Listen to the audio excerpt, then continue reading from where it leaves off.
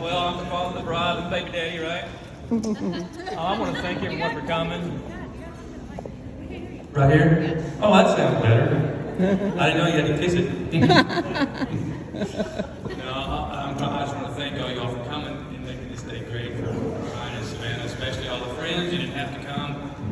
Family you did, but I want to thank the caterers and wedding coordinator and photographers. Thank you all for being part of this day for them too. Really, from a father's perspective, it's really means a lot to me. The day that I go from first to last. No, it is a transition, kind of like what we heard earlier during the wedding. You know, it's a day that, they traditionally or formally transitioned from their family that they grew up in, that provided for them, raised them, guided them, and now they're part of their own family. Now it's our turn to kind of watch them have their own relationship, have their own family. We kind of take a back seat and we participate with the invitation only. Hopefully that invitation is always there. But, I can remember just a couple things. This is more than just a toast, by the way. There's a couple things, at least. There's a lot of things, but a couple things I want to bring up. I'm not going to stay up here very long, bore you all, have your eyes roll. But, when I was 30 years old, when Savanna was born, I was ready to be a father. And when I knew it was a girl, I was even extremely happy. Because, there's a thing between a father and a daughter. I knew I wanted to be part of her life every single day. All right. And there was times, of course, I couldn't do that. You really don't know what to do because we're not given an instruction book or anything, right? You just hope that the things you know to do and you think to do and the way you were raised is not going to send them into the weeds or any part of dysfunction or anything. But, the only thing that we have to go by is kind of how we were raised. I knew that wasn't going to be a good thing, but there was something that I wanted to do to make sure that we could spend a lot of time together, and bond. And when she was about 6 years old, we started playing golf together. If y'all remember the first tee of Arkansas, it might still be there, I don't know. We started golfing. And it was a way, I wasn't trying to get her into golfing, but it was just a way for us to bond. And, as time went on, that's what we did. We had lots of conversations and we had lots of walks up and down the course talking about life and things of that sort. There was a time we got involved in these little father-daughter tournaments on Saturday, on weekends. And we would play other father and daughter tournaments. The daughters had their group and the boys had their group. And I was trying to explain to her, if you get a par here, you get a par there, you do this, you do that, you'll beat the other girls and you'll get first place. She said, Daddy, I don't want to play to beat the other girls, I just want to play with them. And I thought, that was kind of an odd thing for me because, as a boy, I just, you play to win, right? You don't play to play, you play to win. So I had to quickly recover on that, and say, okay, well, let's just kind of do better than what we have been doing, right? Let's just a few strokes less, or a few strokes better than what we did. Okay, I'm not sure how that day went, but that kind of started some life lessons out there on the course, all right? And I've noticed that she has taken, probably didn't know it, a lot of those lessons that we learned out there on the course with her throughout her life.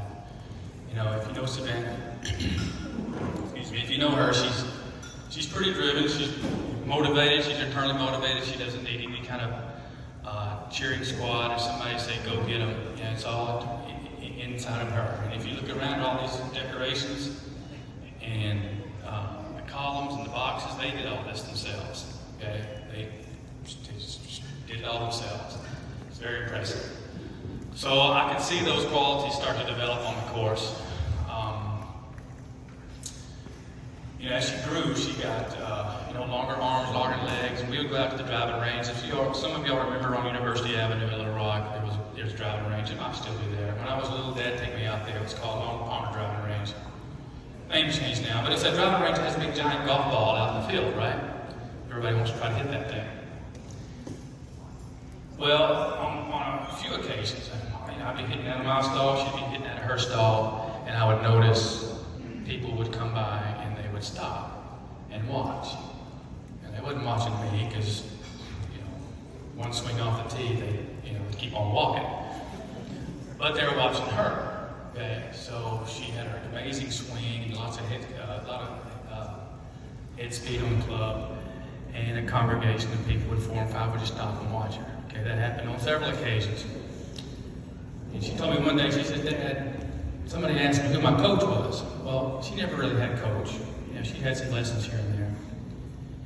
And she said, "Well, my dad." And she probably has a better version of this, but they were still anxious to hear, "Well, who is your dad?" Thinking that he was, somebody important. And she said, told them my name, and they go, "Oh, who's this guy?" So she had a lot of instances like that. Like I said, we had to learn a lot of things in the course. Yeah, it wasn't meant to turn herself into a golfer, but she golfed up until high school and on the Ryan High School team. And she had coaches, or high school or college coaches come and invite her to come play for them. But she went ahead and go to Fayetteville. Her whole life has been, I can do better. I can do better. But the bar is always set a little higher for her. She's had some challenges up and down, and I think that's good for life. Iron sharpens iron, or whatever. You got to put some pressure on your kids if you want them to come out and be a diamond. And this is what I've got. Okay, I'm so proud of her, and I'm extremely happy with the man she chose. I want to thank Mr. and Mrs. Garrett for raising such a fine man. Okay.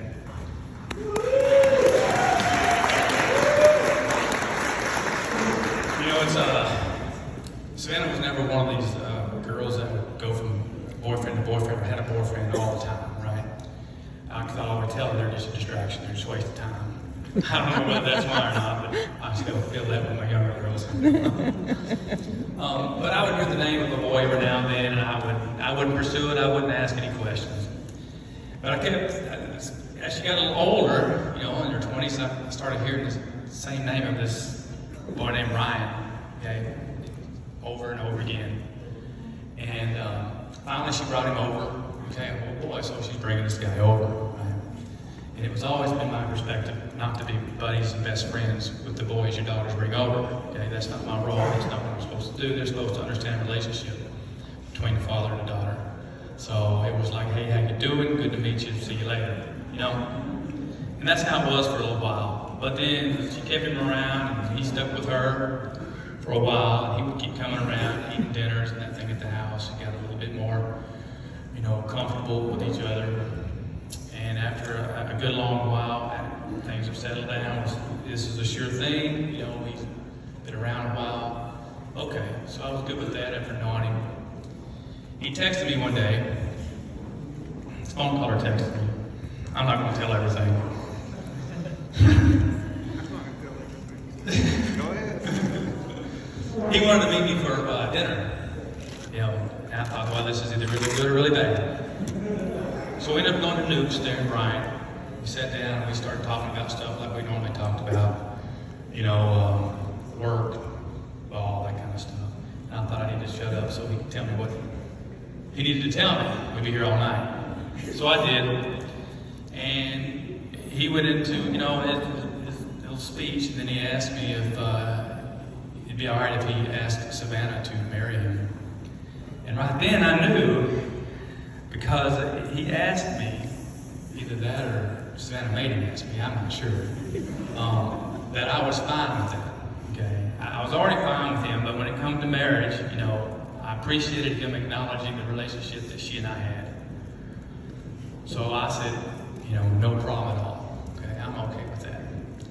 He showed me the ring he bought her, and for him to save that much money to buy my daughter something that expensive, I was all right with it. So anyway, that's the story. That's the story of that one. And really, I'm going to wrap it up here. There's just a couple things, When you have somebody, I've learned, when you have somebody offering you advice on something that has lived through a lot of crap, and been through the same thing as you was, at least, you should listen, whether you believe it or not, So I want to give you a couple things that I've learned along the way. Still should probably practice those, but it's hard to. First thing I want to tell you is, you're not, and you may already know this, that you're not always going to like each other. Okay?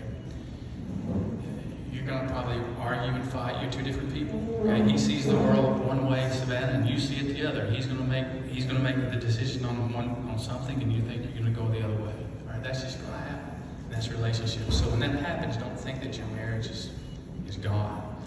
You treat your marriage as this entity that you don't threaten, and you don't let anything come close to it. For instance, you don't talk about the B word. You don't leave the house. You don't do anything that will threaten the relationship. Okay? That's one thing. The marriage. Other thing is, and you probably heard me say this before, standing up for other venues, is throughout your marriage, you need to continue to let the other one know you're still the person for me. 1 year, 5 years, 10 years, you need to let them know that beyond anything and anybody else, you're still the person for me. And to do that, you have to let them know in the way that they understand. Ryan, since he's male, he's going to respond to respect, you're going to respond to love. So you need to figure out what those things are, right? He's going to respond, he's going to have his own language that he receives you in. Okay? If your language is one and he's not speaking your language, you're not going to hear what he says, you're not going to see what he does. And if your language is something different and she tries to speak her language, you're just not going to be on the same page. As an example, let's just say, Ryan, your love language or your language you respond to is personal time. You may think that that's stupid and you don't want to do anything with that, whether it's hunting or watching the game or anything. Well, if that's what tells him you love him, you need to do it. Okay? And the other way, if Savannah's love language is, personal touch, whatever it is, and you think, oh, that's ignorant, I'm not going to do that, you got to do it anyway. You got to show the other person that you still love them in a way that they understand. Okay. And that's all I got to say. Last thing I'll say is, as a father, this has been the best 27 years of my life. Being able to raise her. Yeah. So if we're having toasts, I'm going to raise a toast to both of them and a lifelong relationship. Okay.